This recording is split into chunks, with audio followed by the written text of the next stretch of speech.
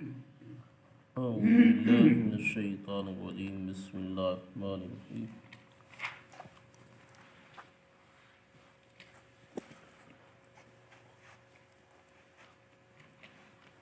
حال اسا سمجھائی امام الانبیاء صلی اللہ تعالی علیہ وسلم دی ولادت پاک کو ایک ترتیب کے ساتھ جوڑ دیا ہے، تو اب دو باتیں جو ہے نا ولادت کے بعد، یعنی دو گلاں ولادت کے بعد دیاں، ایک صلی اللہ تعالی علیہ وسلم حضور فرما رہے ہیں، بخاری شریف کی حدیث پاک ہے اور ہم یہاں مشکات شریف سے پڑھ رہے ہیں، اور یہ بڑی مشہور حدیث ہے کہ رسول اللہ صلی اللہ تعالی علیہ وسلم کا فرمان ہے، لا یؤمن احدکم حتی اکون احب الیہ من والدہ وولدہ والناس اجمعین، کہ تم میں سے کوئی شخص اس وقت تک کامل ایمان والا نہیں ہو سکتا جب تک وہ والدین، اولاد اور تمام لوگوں سے بڑھ کر اللہ کے رسول صلی اللہ علیہ وسلم سے محبت نہ کرے۔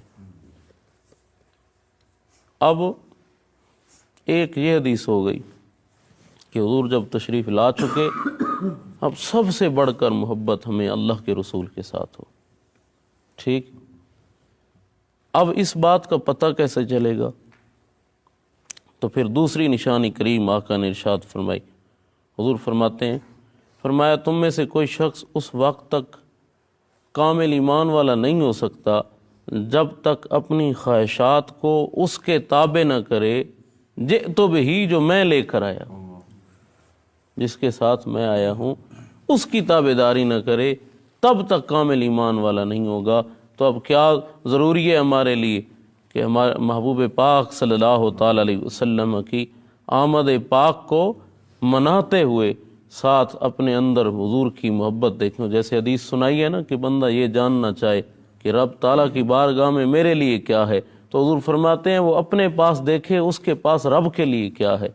تو اب کریم آقا صلی اللہ تعالی علیہ وسلم، حضور کی نسبت جو ہے کمال نسبت ہے، محبوب کی کمال مہربانیاں ہیں، حضور کے صدقے اللہ تعالیٰ نے اپنے محبوب جناب محمد مصطفیٰ صلی اللہ تعالیٰ علیہ وآلہ وصحبہ وسلم، حضور کے صدقے رب تعالیٰ نے بڑی ہی مہربانیاں فرمائی ہیں۔ رب تعالیٰ نے اس سونے محبوب سانو عطا فرما کے سونا محبوب اپنا پیارا بھی تے سارے تے بڑی ہی مہربانیاں فرمائیاں نے، لیکن گل سنو، ایک تے حضور دے نال محبت کامل ہوئے، سب تو ود کے محبت حضور دے نال، اور دوسرا کریم آقا صلی اللہ علیہ وسلم حضور جو لے کر آئے ہیں اس کی تابعداری ہو، تب بندہ کامل مومن ہوگا، تب اس میں مومن ہونے کی یہ شرط پائی جائے گی۔ اور اس کے لیے ضروری ہے کہ ہر معاملے میں آپ یہ دیکھیں کہ اس معاملے میں اللہ تعالیٰ اور اس کا رسول کیا چاہتے ہیں۔ دیکھو ایک سادی جی مثال ہے، کوئی آکھے بھائی جناب قرآن دے آنے دا مقصد کیا ہے؟ کیا اس نو خوبصورت جلد کر کے رکھیا جائے؟ نہیں۔ کیا الماری چ رکھنا ہے؟ نہیں۔ کیا ختم پڑھن واسطے؟ نہیں۔ کیا صرف میت نو بخشانے واسطے؟ نہیں۔ آنے دا مقصد کیا ہے؟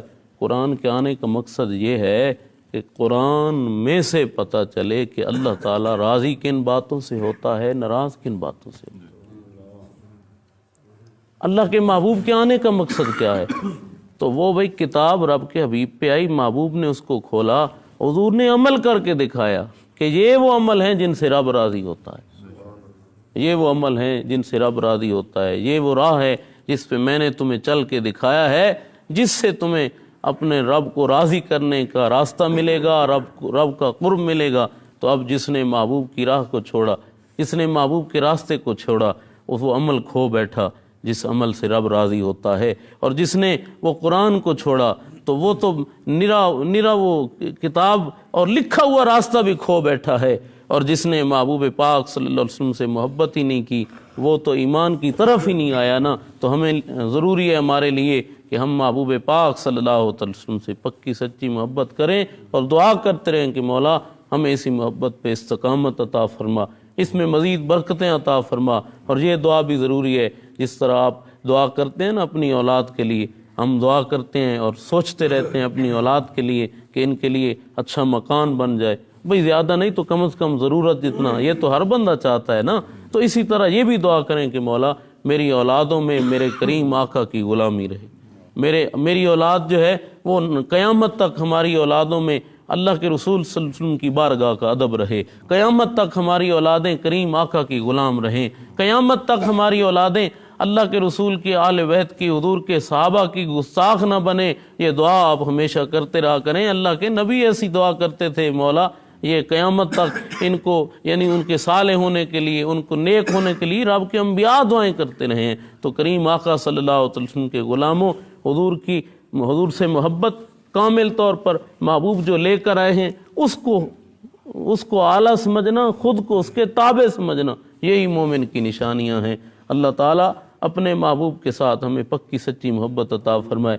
اس سے صحابہ کرام دے عمل ویکھے نا، کبھی حضور اپنے صحابی سے انگوٹھی اتروائیں اور حضور پھینکیں اس کو، حضور اندر چلے جائیں تو کوئی ان سے کہے کہ گھر والی تو پہن سکتی ہے، تو آپ فرمائیں جس کو حضور نے پھینکا ہے ہم اسے کیوں اٹھائیں؟ محبوب پاک صلی اللہ علیہ وسلم کے غلاموں، حضور کے صحابی نے چادر کی ہو تو حضور اس کی طرف دیکھ نہ رہے ہوں، وہ سوچ رہے ہیں کہ پہلے کی طرح آیا ہوں، ایک ہی تبدیلی ہے، آج چادر نہیں ہے، اس چادر کو جا کے تندور میں ڈال دیتے ہیں۔ اور جب کریم آقا کی بارگاہ میں دوبارہ آتے ہیں تو حضور پوچھتے ہیں کہ وہ چادر کہاں ہے؟ تو یا رسول اللہ میں نے اسے آگ میں ڈال دیا۔ تو چلو گھر والی کو دے دیتا۔ اب تو یہاں بھی صحابی کا وہی عقیدہ ہے نا کہ جس کو نظر مصطفیٰ نے قبول نہیں کیا وہ ہمیں کیوں چاہیے۔ محبوب پاک صلی اللہ علیہ وسلم کے غلاموں، خود کو تابعدار کر لینا اس انداز میں جس طرح وہ حضرت عبداللہ ابن مسعود کی بات ہے کہ درمیان میں کانٹے ہوں، کمال دی گل ہے یار، درمیان وچ کنڈے ہون، درمیان میں کانٹے ہوں، ایک قدم اس طرف دوسرا اس طرف، ایک پاؤں اس طرف دوسرا اس طرف، درمیان میں کانٹے ہیں، ادھر سے آواز آتی ہے اجلسو، بیٹھ جاؤ، تو کریم آقا کے یہ غلام اسی جگہ پہ بیٹھ جاتے ہیں۔ حالانکہ ابھی تو مجلس سے باہر ہیں، یہاں تو نہ قرآن سے حکم تھا کہ وہاں بیٹھ جانا، نہ حدیث سے حکم تھا کہ وہاں بیٹھ جانا، لیکن نہیں، اسی جگہ پہ بیٹھ گئے، کانٹوں پہ بیٹھ گئے۔ کانٹے ظاہر ہے تکلیف ہوئی ہوگی۔